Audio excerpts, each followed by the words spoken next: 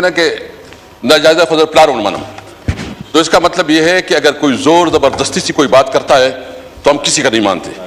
ہم کسی کی جو ہے نا زور زبردستی سے نہیں ہو سکتی۔ دوسری بات یہ ہے کہ جو اسپیکر صاحب کل اس نے آپ کو ایڈریس کر کے جس طرح بات کی ہے میں اس کی مذمت کرتا ہوں۔ اگر اس نے دیکھیں یہ عہدہ، یہ پوزیشن بہت قابل احترام ہے۔ خواجہ صاحب جو ہے نا میرے خیال میں 90 سال کے ہوں گے شاید، مطلب جب سے جانتے ہیں اس اسمبلی میں ہیں، مجھے بتائیں اگر وہ اس طرح بیہیو کرتا ہے، اس کے اندر برداشت نہیں ہے، تو کم از کم اس کو برداشت کرنا چاہیے اور اپنے اسپیکر کو اس طرح بلانا، اس طرح بات کرنا جو ہے نا ہم اس کی مذمت کرتے ہیں۔ 80 سالہ بزرگ ہے، 80 سالہ بزرگ ہے، کم از کم اس کو ایٹیکیٹس ہونے چاہیے، اس کے کوئی طریقہ ہونا چاہیے، اس طرح کہ نہیں ہے کہ وہ اس طرح جو بیہیویئر کرے۔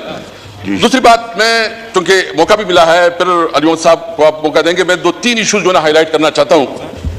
اور ہم نے کالنگ اٹینشن بھی رکھی ہے، اگر آپ کائنڈلی اس کو لے لیں۔ اس وقت جو پاٹا اور پاٹا کے اوپر جو ٹیکس کی ایک کل میٹنگ تھی، میرے خیال میں اس کو جو ہے نا پتہ نہیں ہے کہ اس کی ہوا ہے کہ نہیں ہوا ہے، لیکن سب سے پہلے بات یہ علی محمد صاحب پلیز، اس کا یہ کہ پوری پارلیمنٹ میں جس میں تمام پولیٹیکل پارٹیز تھی، جس میں پیپل پارٹی، مسلم لیگ، مطلب جتنی اس وقت پارلیمانی پارٹیز تھی، سب نے متفقہ طور پر پاٹا اور پاٹا کو یہ ایگزمپشن دی تھی۔ اور اس کی بنیادی وجہ کیا تھا؟ نمبر 1 یہ کہ وار زون ہے، یہاں جو ہے نا جنگ کی وجہ سے یہ پوری انڈسٹری، پورا علاقہ، اس کی اکانومی متاثر ہو چکی ہے، اس لیے اس کو کمپنسیٹ کرنے کے لیے اور پاکستان کی دیگر علاقوں کے ساتھ اس کو برابری لانے کے لیے یہ فیسلٹی دی گئی تھی۔ آپ مجھے بتائیں کہ یہ علاقہ جو وار زون رہا ہے، مسلسل وہاں جنگیں ہو رہی ہے، وہاں جو ہے نا آپ نے کوئی ڈیولپمنٹ نہیں دی، آپ نے کوئی ادھر کوئی سکول، کوئی کالج، کوئی انڈسٹری نہیں ہے۔ وہ جو پاکستان کی دیگر اضلاع شہر کہہ لے، ان کے ساتھ ان کی کیا مماثلت ہے؟ یعنی جو 40 سال سے اس سے جنگ ہو رہی ہے، اس نے تو اس کی پوری اکانومی تباہ برباد کی۔ تو میں پوچھنا چاہتا ہوں کہ وہ مارکیٹ سے دور ہے،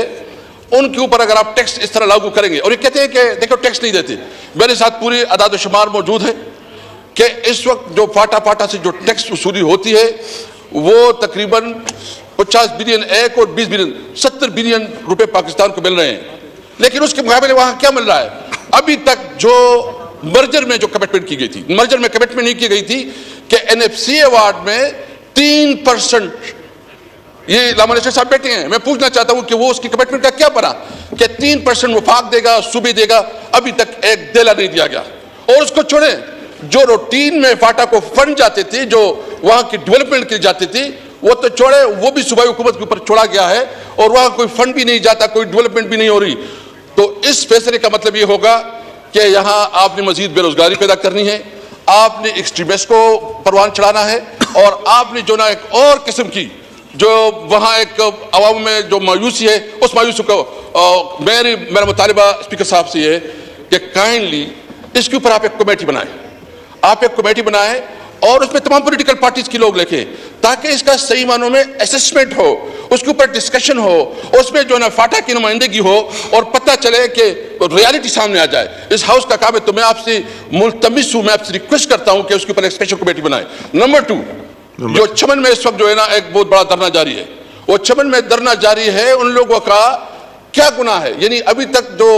70 سال سے زیادہ ہوا جب پاکستان بنا ہے، ان کو ایک فیسلٹی دی گئی تھی، کیونکہ جو ہمارے بارڈر ایریا ہے، اس میں بھی ٹرائب جو ہے نا ایک طرف اس کا گھر ہوتا ہے، دوسری طرف اس کا مسجد ہوتا ہے، زمین ایک طرف ہوتی ہے، گھر دوسری طرف ہوتا ہے، اس کا ایک ارینجمنٹ تھی، اس ارینجمنٹ کو یکدم ختم کیا گیا۔ ان لوگوں کی ڈیمانڈ ہے کہ ان کو ساتھ جو ہے نا ہم ٹیکس بھی دیتے ہیں، اس کا نظام کی جو پاکستان کی جو لاگو قوانین اس کو مانتی بھی ہیں، لیکن اس کو ایگزمپشن دی گئی جو پوری دنیا میں ملتی ہے۔ میں مطالبہ کرتا ہوں کہ اس کے حوالے سے بھی اسپیکر صاحب، جب میں تھا اس پوزیشن پہ، تو میں نے ایک اسپیشل کمیٹی بنائی تھی، اور وہ اسپیشل کمیٹی میں ہم نے تمام پارٹیز کی نمائندگی بھیجی تھی۔ اس میں ہمارے ساتھ اس وقت جو فضل الرحمان مولانا صاحب کی جو پارٹی کی ابھی نام بھول گیا ہوں، وہ مطلب سب ہم نے اس کو لے کے گئے تھے، اور انہوں نے وہاں جائزہ لیا، اس نے ایک رپورٹ پیش کی، اور رپورٹ آپ کی سیکریٹریٹ میں پڑی ہوگی۔ تو میں ملتمس ہوں کہ یہ ایشوز ایسے کہ پارلیمنٹ میں اٹھانے چاہیے، تو میں آپ سے یہ بھی ریکویسٹ کرتا ہوں کہ اس کے اوپر بھی۔ تیسری بات جو ہے لوڈ شیڈنگ، 18 گیٹ سے لوڈ شیڈنگ ہو رہی ہے میرے صوبے میں، 18 گیٹ سے لوڈ شیڈنگ ہو رہی ہے، اور کہا جا رہا ہے کہ یہاں خیبر پختونخوا میں چوری ہو رہی ہے۔ بھائی اگر کوئی چوری کرتا ہے تو اس کو پکڑو، اس کے خلاف صوبائی حکومت چیف منسٹر صاحب نے کہا کہ آپ کو جتنی فورس چاہیے ہم فورس دینے کے لیے تیار ہے، لیکن اس کے بدلے آپ اگر اتنی بڑی بڑی لوڈ شیڈنگ کریں گے تو ایک تو لوگ تکلیف میں ہیں، مشکل میں ہیں، اور اس کے ساتھ آپ کی انڈسٹریز بھی جو ہے نا بہت متاثر ہو رہی ہے، آپ کا روزگار بھی متاثر ہو رہا ہے. بھائی ہم تو ویسے ہی یہ علاقہ جو ہے نا متاثر ہے، اور اس وقت جو صورتحال ہے کشمیر میں جو ہو رہا ہے، جو کہ اس وقت رائٹس بنے ہوئے ہیں اور وہاں جو اساسی محرومی اور آج کل ہو رہا ہے، میں سمجھتا ہوں کہ وہ وفاقی حکومت جو کشمیر کی حکومت ہے اس نے اس کو مس ہینڈل کیا. اس کو نہیں کرنا چاہیے تھا کہ اس کو اس طرح اس کو مس ہینڈل. جو کل جو اس کی لوگ جو ہے نا مرے ہیں، جو شہید ہوئے ہیں، میں اس کے بارے میں یہ کہتا ہوں کہ ان کو جو ہے نا کمپنسیٹ کرنا چاہیے، ان کے ساتھ پراپر مذاکرات کرنا چاہیے، اور حکومت کو ہر ممکن طریقے سے جو ہے اس کی جو ایشوز ہے اس کو ایڈریس کرنی چاہیے. اس طرح اگر آپ فاٹا میں کل آج جو ہے نا پورا ہڑتال ہے، ملکنڈ ڈویژن میں آج پورا ہڑتال ہو رہا ہے، اور اس ہڑتال کا بنیادی مقصد یہ ہے کہ آپ نے ہمیں دیا کیا ہے، آپ ہم سے لے رہے ہیں. ہمارا صوبہ جو کہ ہر لحاظ سے ریونیو کے لحاظ سے جو ہے نا اس ملک کو سب کچھ دے رہا ہے، لیکن اس کے مطابق کچھ نہیں مل رہا. 3 مطالبات ہیں میرے، چمن کے حوالے سے، ملکنڈ اور فاٹا کے حوالے سے، اور لوڈ شیڈنگ کی. لوڈ شیڈنگ تو ہمارے سب کا مسئلہ ہے، سب اس پہ بات کریں گے، لیکن میں یہ ضرور مطالبہ اسپیکر صاحب آپ سے کروں گا کہ اسپیشل کمیٹی بنائے اس کے اوپر، تاکہ پتہ چلے کہ حقائق کیا ہے. جی تھینک یو، السلام علیکم. جی شکریہ.